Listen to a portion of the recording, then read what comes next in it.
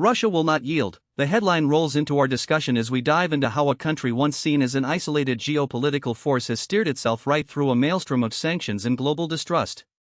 In early 2022, President Joe Biden warned the world that Vladimir Putin was now stranger from the globe, a sentiment echoed the moment Russia's tanks crossed into Ukraine. Western nations cut ties, rallied behind Kiev, and many expected Russia to become the ultimate pariah. Yet, the reality that unfolded was far more nuanced.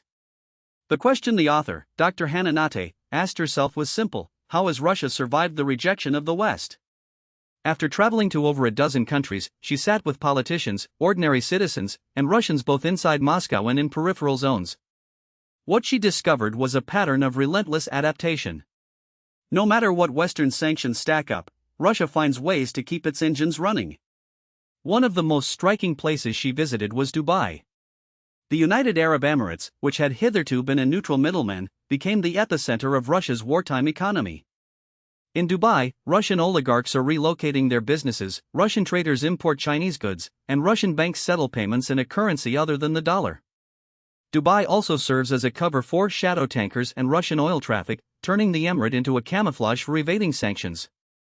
In a web of shell corporations and compliant intermediaries, Russia manages to slip through Western financial fences. A more sinister facet of Russia's survival strategy is unfolding in the Alabuga Special Economic Zone, 600 miles east of Moscow. Here, Russian forces are assembling Iranian-origin drones that are used to strike Ukrainian targets. An unassuming program presents itself as a vocational opportunity for young African women, promising careers and stable lives.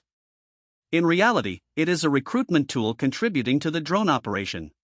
This is only one piece of Moscow's broader information campaign in Africa, which frames Russia as an antidote to the perceived neo-colonial West. Further north, in Vienna and New York, the author witnessed more sophisticated power plays. The United Nations has become a venue for Russia's diplomatic maneuvering.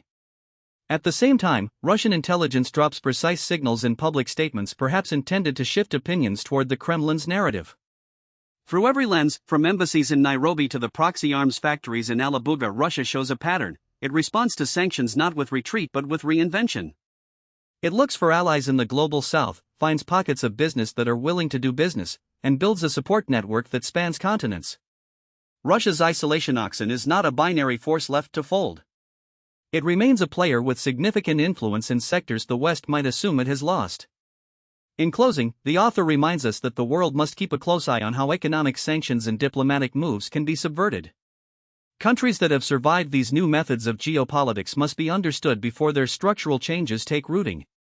This is not an easy question, nor a quick answer, but it matters for global stability. Thanks for listening.